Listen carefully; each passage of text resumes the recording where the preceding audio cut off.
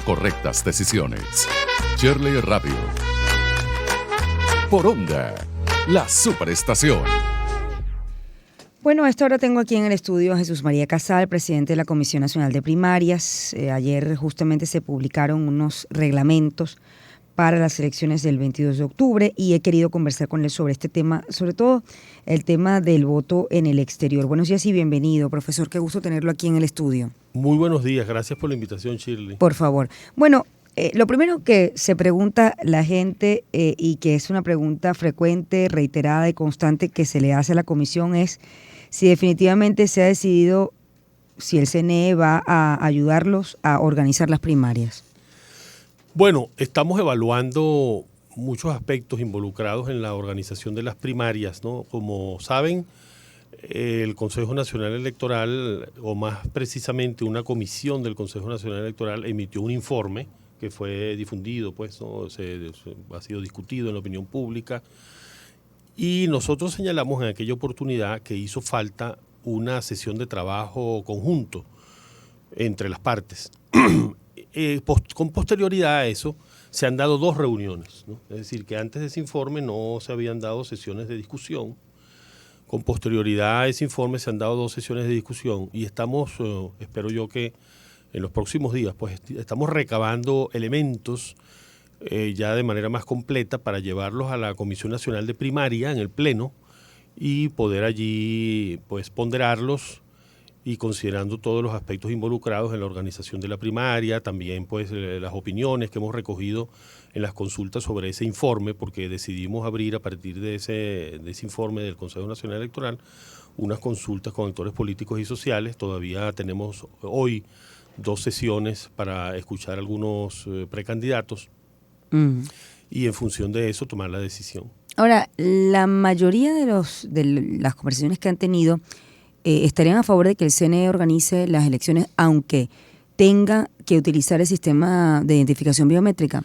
Bueno, nosotros siempre hemos señalado que, tal como lo establece el reglamento marco, un principio fundamental es la protección de la identidad del elector. Es decir, que siempre en cualquier solución estará protegida la identidad del elector y por eso también aquí han participado los técnicos de la Comisión Nacional de Primaria presentando opciones en las cuales también estaría protegida la identidad del elector y eso parte de la decisión que debemos tomar, también considerar esos elementos técnicos. Hay quienes dicen que junto con los elementos técnicos hay que considerar los elementos políticos de la comunicación, ¿no? de cómo transmitir una solución que resulte confiable. Todo esto hay que ponderarlo. Ahora, el voto en el exterior, si se organiza con el CNE, ¿podrán votar los venezolanos en el exterior?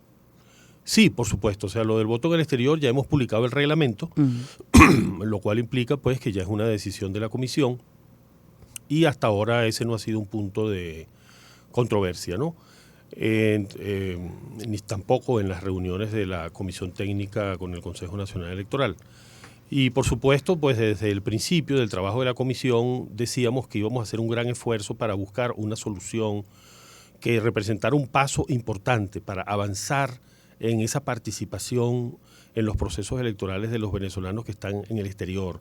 Esto implicó también recaudar recursos para poder crear esta aplicación web que está siendo elaborada ahora por los programadores, de manera que los venezolanos que ya están en el registro electoral, pero que no han podido actualizar su dirección para votar en el exterior, que son más de 3 millones de venezolanos, puedan en las ciudades seleccionadas actualizar su dirección para votar en el exterior en la primaria. Ese, digamos, es el resumen del reglamento. Es decir, que nosotros hemos partido, y eso implicó también un esfuerzo de reuniones, recaudar informaciones para tener los datos oficiales de las ciudades de mayor concentración de venezolanos en el mundo. Pues las cifras son impresionantes, ¿no? O sea, cuando uno ve, por ejemplo, el área metropolitana de Lima, más de 1 millón de venezolanos, 1.100.000 venezolanos en el área metropolitana de Lima. Es impresionante. Entonces, con estos datos de las ciudades de mayor concentración de venezolanos, que esa lista se va a publicar en los próximos días, allí, pues esas ciudades estarían dispuestas para el voto en el exterior y el alcance que en la práctica tenga va a depender mucho de las capacidades logísticas, organizativas de los venezolanos que estén allí, de los distintos comités que ya se están formando, de las asociaciones de venezolanos en el exterior en distintos países, porque evidentemente nosotros, pues los 10 miembros de la Comisión Nacional de Primaria, no podemos por nuestra cuenta, ¿no?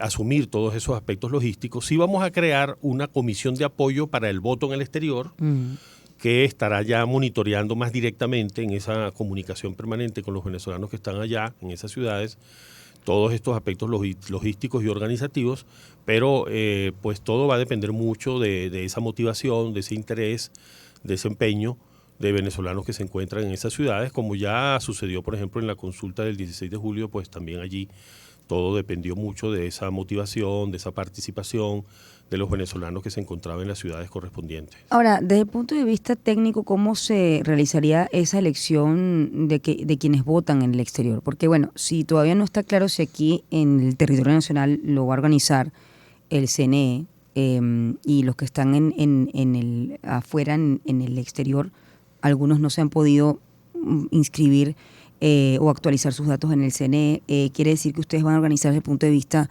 manual o desde el punto de vista técnico esa votación? ¿Cómo se va a realizar? Exacto, esa votación la llevaríamos nosotros por nuestra cuenta, es decir, no sería, digamos, en consulados, no habría que acudir a los consulados para inscribirse, sino que sería una aplicación web. Y en esa aplicación web, con las especificaciones que se van a dar, el ciudadano actualiza sus datos, indica cuál es la ciudad en la que vive, de las que están allí seleccionadas, o si vive cerca de alguna de ellas, pues en cuál de ellas va a votar. Y eso permite tener a la Comisión Nacional de Primarias en un plazo, digamos, de unas 6 semanas más o menos de periodo abierto para el registro.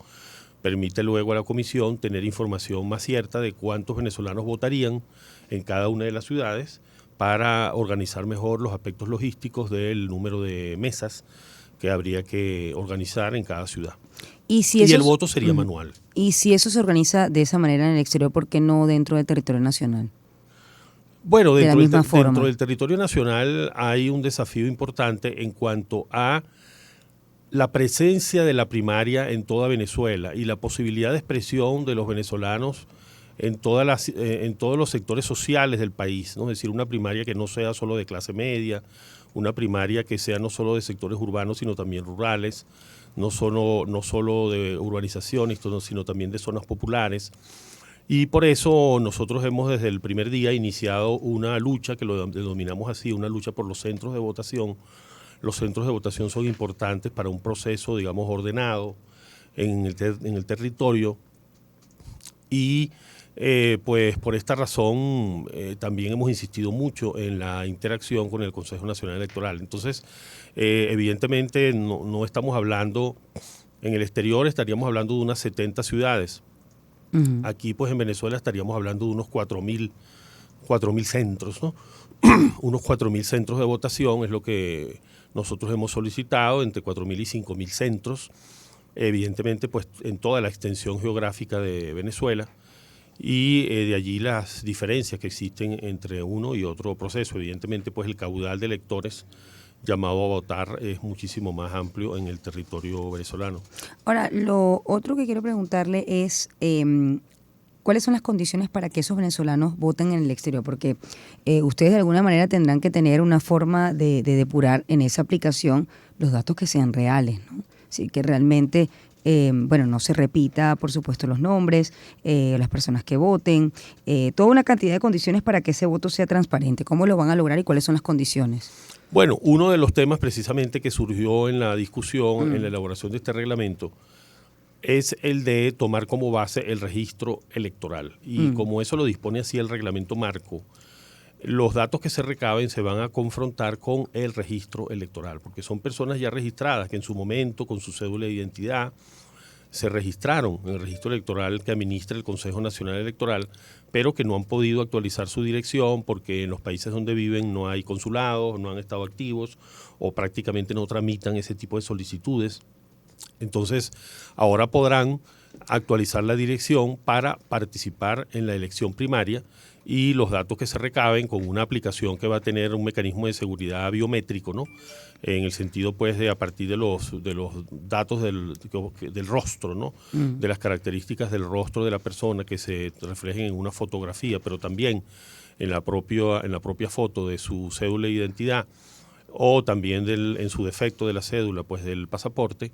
De esa manera se pueda verificar que se trata de esa persona, y si hay alguna duda habrá pues también operadores que harán esa verificación de manera de certificar que esa persona tiene esa identidad. Además, luego va a haber también un lapso de impugnaciones, ¿no? Para que también los ciudadanos puedan verificar con las claves que se van a crear, puedan verificar cuál es su ciudad de votación, ¿no? Para quienes se han inscrito para votar en el exterior.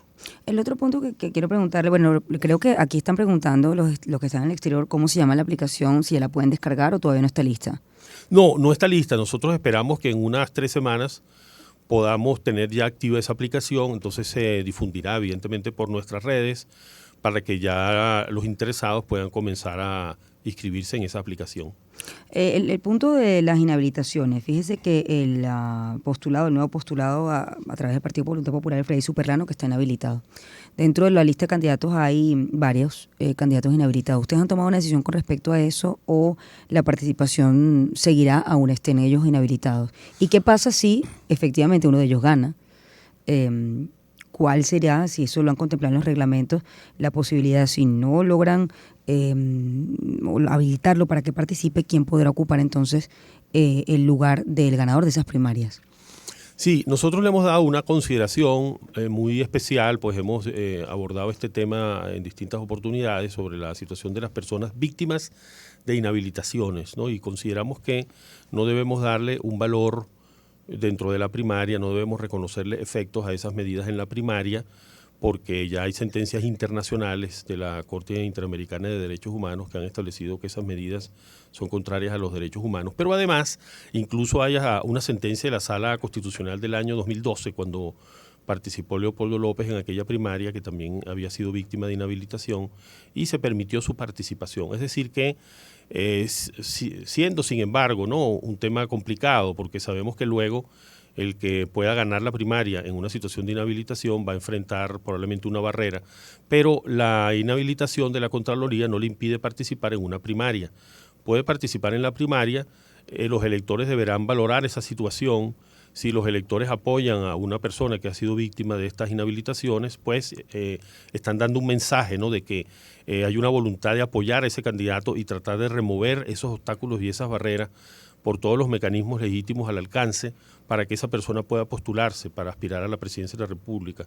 Es difícil, digamos, anticiparnos nosotros ahora a todas las situaciones que pueden darse y a los mecanismos de solución a los que se pueda acudir, pero esa es, digamos, la posición que ha tomado la Comisión Nacional de Primaria, ¿no? Permitirles participar, y el que puede participar puede ganar, y en ese momento pues tomar todas las medidas que sean legítimas, que estén al alcance de los actores sociales, políticos, para que esa persona pueda inscribirse para participar en la elección presidencial, y de no ser así, pues ver qué escenarios puedan evaluarse. Fíjese, le comento una situación que me ocurrió la semana pasada. Yo entrevisté aquí al candidato de Copey-OTCA, Roberto Enríquez, y Copey, el partido que entiendo recibió de manera legal pues la tarjeta, pidió un derecho a réplica, yo se lo concedí. Aquí estuvo el candidato de ese partido, de Copey. ¿Cómo van a hacer ustedes en las primarias para, en este caso, decidir qué candidato con respecto al mismo partido que está dividido o judicializado participa? Sí, es un tema complicado. Evidentemente nosotros, pues todas aquellas organizaciones de la plataforma unitaria las reconocemos como legítimas, más allá de la situación formal respecto pues de una inscripción, una actualización como partido.